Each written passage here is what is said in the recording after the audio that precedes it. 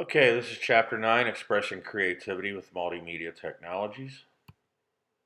The learning outcomes are use multimedia technology to understand how teachers can use it dramatically in their teaching, analyze the uses of PowerPoint presentation software for effective teaching and learning, give examples of how and why teachers can use video in the classroom, describe activities that involve taking photos and making movies that promote teaching and learning, and describe how teachers can use podcasts and videocasts and those types of things as teaching and learning technologies.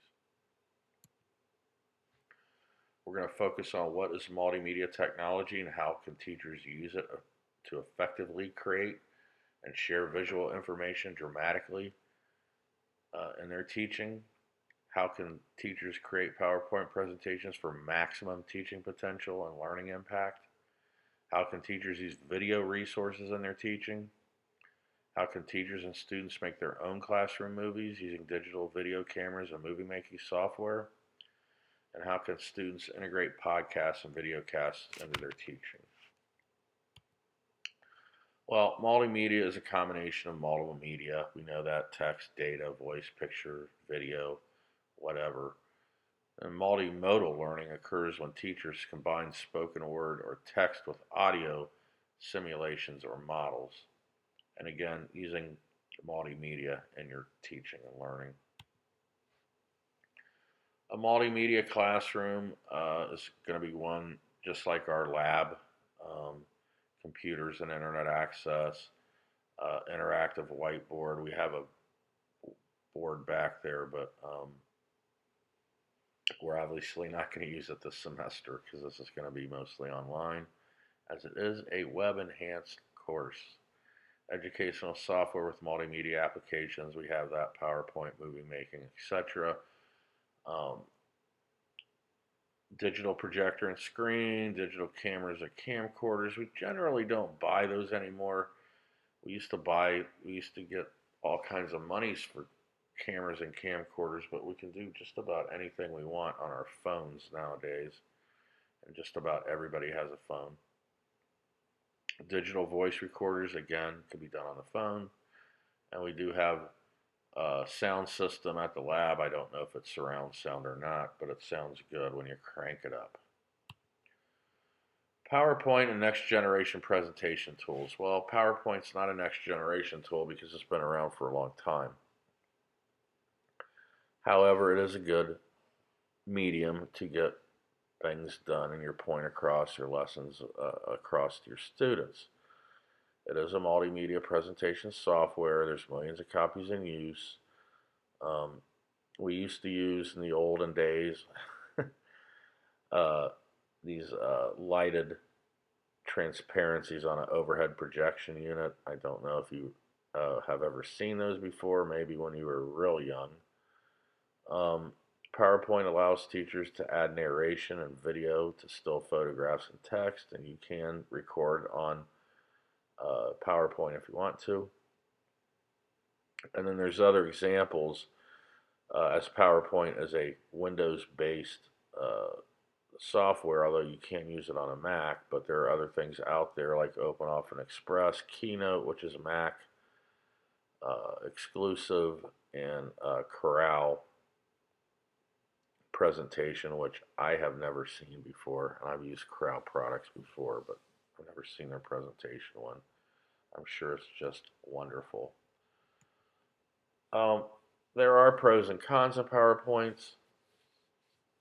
The advantages is it can provide short summaries of key points. It adds visual dimension to presentation. It's easy to use and available on most computers, and text can be combined with pictures, charts, graphs, etc. in interesting ways. Well, we all know that.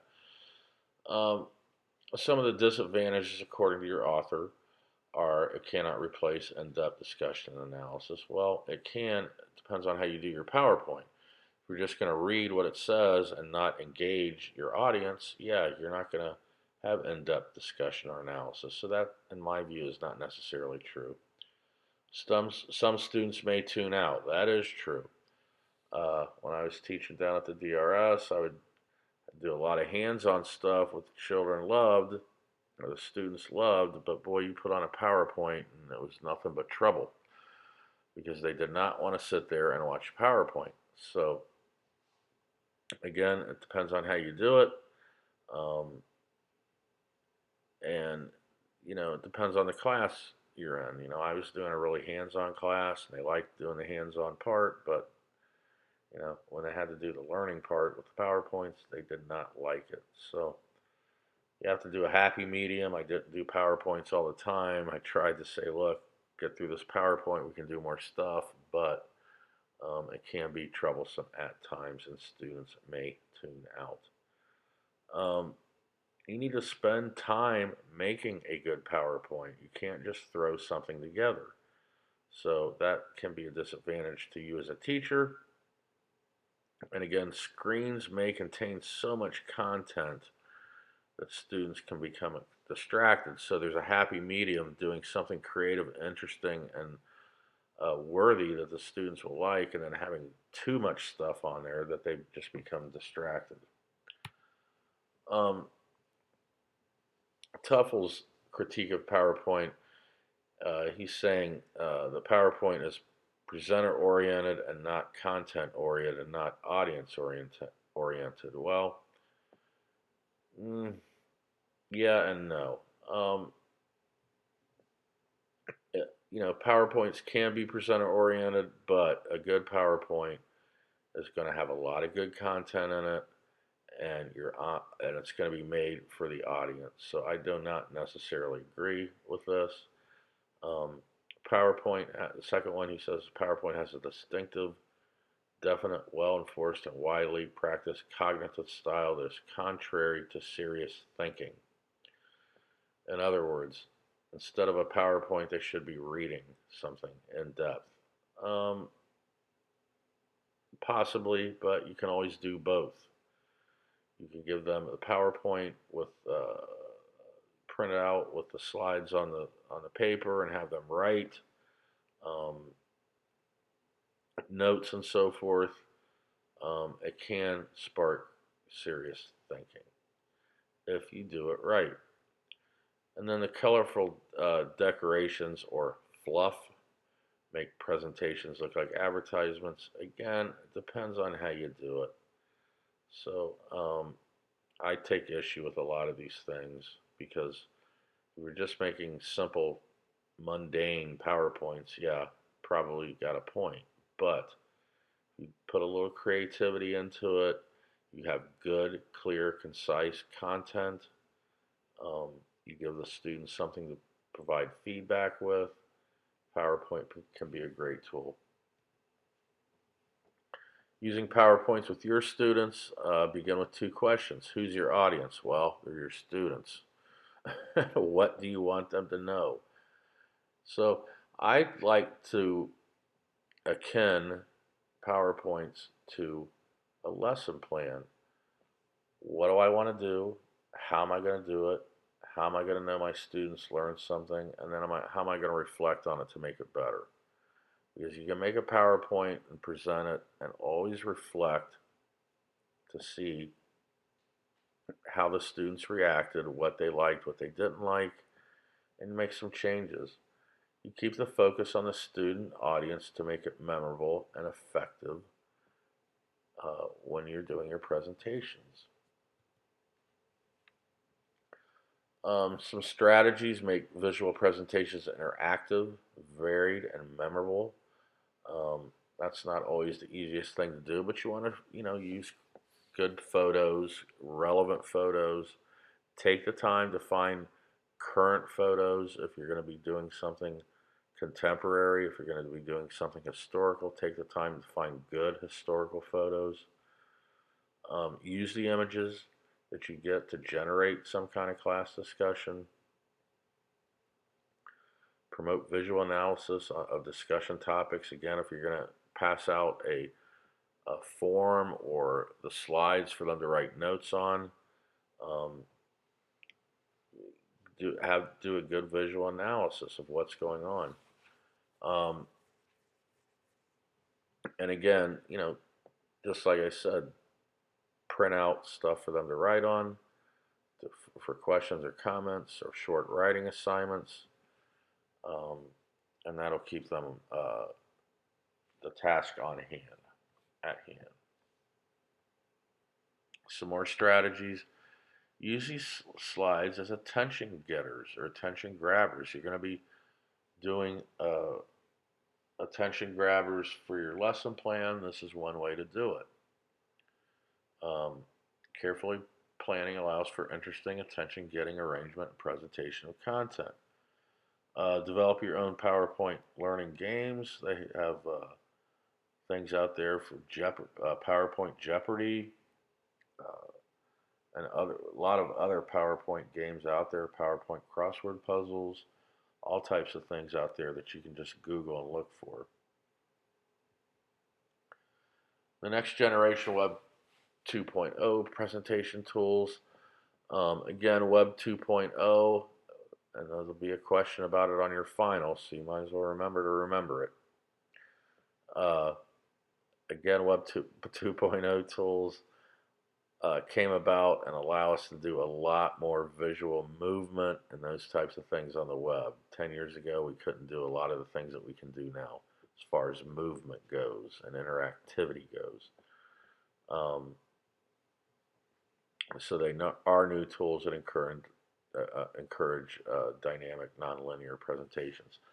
And there's some stuff out there. One of the more popular ones out there is Prezi, and that's kind of a really cool presentation PowerPoint type thing. And I would encourage you to look at Prezis if you haven't seen them. I'm seeing them used a lot more and more as an interactive multimedia online blog type situation.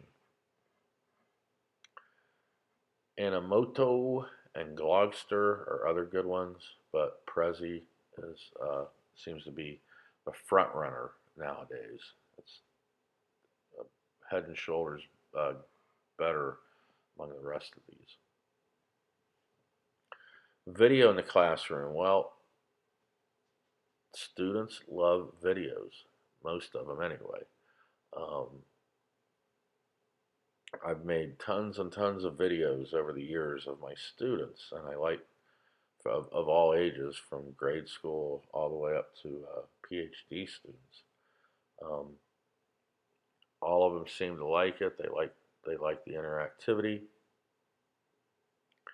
and they're widely available in schools. So with the Mac, we use iMovie, and on the PC, you have Movie Maker, and they're free with both platforms, and they're very easy to use, and I'd encourage you to look at how to do them. You just find a YouTube video on how to use Movie Maker. It's very simple. You can upload videos from your phone to your computer, and I would suggest and encourage you to make some movies and get used to how to do it. Students are interested. They were raised in a culture where they're constantly presented with TV screens and computer screens, and they like to see themselves on TV or on the computer. When I was, again, working at the DRS, I showed them how to make some movies, how movies are made. And it's funny because some of the more rambunctious students didn't want to be on camera or were very shy and quiet when the camera was on them. The camera was off, they were right back to their rambunctious ways. So it's kind of funny. But the good thing was, when I showed this, how to make a movie in iMovie, I was actually doing it on an iPad.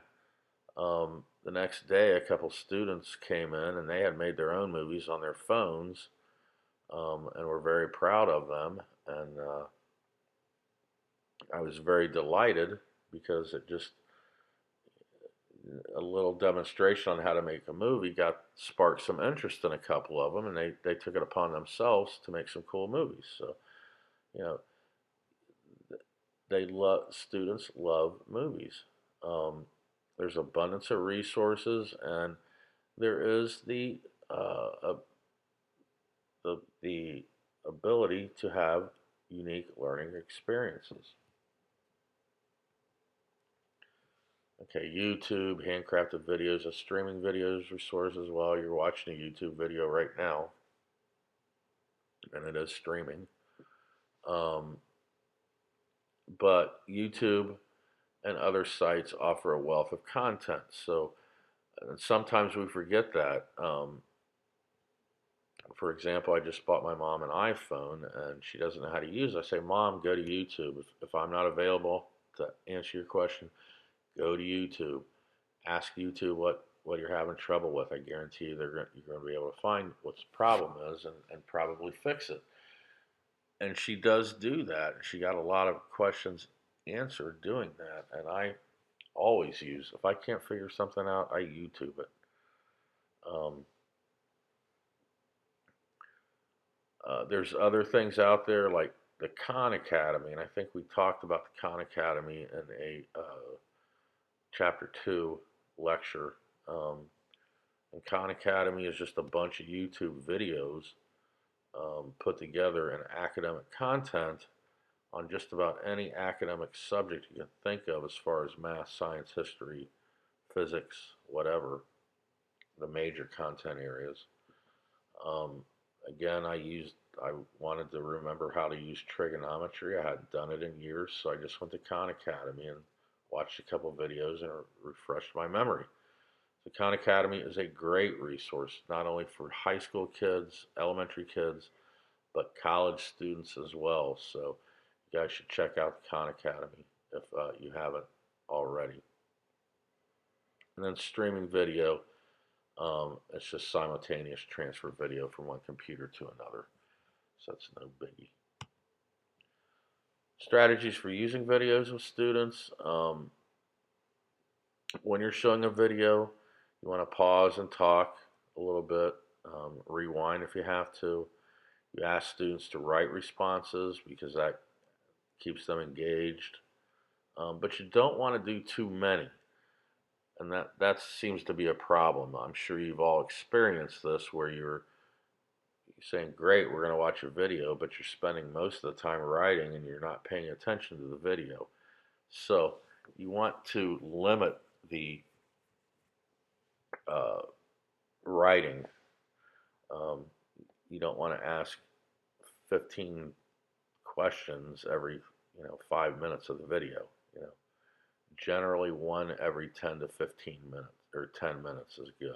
So if you have an hour movie, you're going to ask 6, 7, 8 questions, whatever. Integrate video into lessons. You can do short clips and things like that. And turn off the sound or the picture to change the way students perceive video. Well, that's a good experiment, but that only goes so far. The webcast is a blend of words, web with broadcast. So combine video with flexibility of the web. So a webcast can be something that you can do with another school, anywhere in the world, live, do web, I call them webinars, but webcasts are the same thing. And you try to find a sister school somewhere that's going to have the same content area as you and have the students interact with the other students via the web. Photo taking and movie making with students. Well, digital cameras provide a vast range of learning opportunities. Again, all students have phones now. Generally, I'd say 99% of them have phones, and those phones have cameras. So there are already photographers and videographers. But you want to do it with an educational spin. So you have them get immersed in the photo video media to incorporate their interests as long as they're above board. Documenting learning helps in remembering and allow for active learning, filming, acting, editing, viewing. That's the the structure of it's the part I want to get across to you. We can all just shoot videos and that's fine, but we need to edit them and make a title slide and transitions and fade ins and fade outs and all these types of things. But this information creation is a skill vital to 21st century life, as we know. So, digital video cameras again, yada. Um, Again, don't worry about this. Digital videos, again, you can support academic learning in every subject area. We know that. Video also supports digital storytelling and connecting to all curricula. So again, just whatever your content area is, you can do digital videos with. Digital storytelling, there are, again, digital video editing software. Those are Movie Maker on the PC and iMovie on the Mac. There are some big time professional ones out there. I mean, movies these days in Hollywood are all done digitally now. So it's, I can't remember the first digital movie, full digital movie made. It was a Mel Gibson movie. I can't remember which one it was. And that was back in 1998, I believe. Now, just about all video movies in Hollywood are done that way. And there are some cool things out there you can do with effects and music. You can cut excess material. The Ken Burns effect is kind of a slowly zooming in on a still photograph where it slowly moves out on a still photograph. I'm sure you've seen that several times. That's called the Ken Burns effect.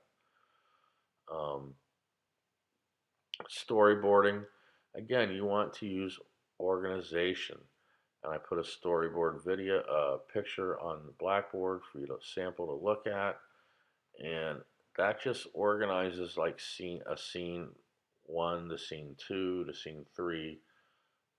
It gives the students an organizational template, so they're just not all willy-nilly. You know, if you're going to do a good video, you have to have um, some organization. So storyboarding is one way to do that, and there's a lot of storyboarding software available to them. And that's just another technological aspect that they can use and get into to keep them more engaged. Um, and again, it's essential for successful studio creation. Strategies for using digital cameras with students: use them regularly, record events as they happen, use a video to generate, edit, and publish student writing, create a video production and editing area in your classroom. So try to set up a place that has a decent backdrop.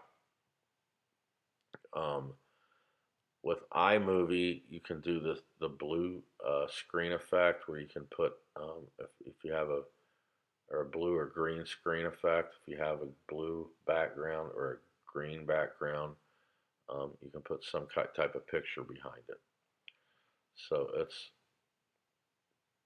um, pretty cool to do, and it's not that hard to do. So that's all available on the web and YouTube. Check it out on YouTube. Podcast. If you have iTunes account, then you have access to podcasts. Podcasts are becoming even more wide than they used to be. I thought they were starting to dwindle, but they have made a rapid comeback. A lot of classes use podcasts. You can look up a lot of different schools for samples to see what they're doing. And generally, what schools are doing now is a lot of schools have video morning announcements on the TV. To have closer to TVs in their classrooms, and the students will do the news and so forth and so on, video wise.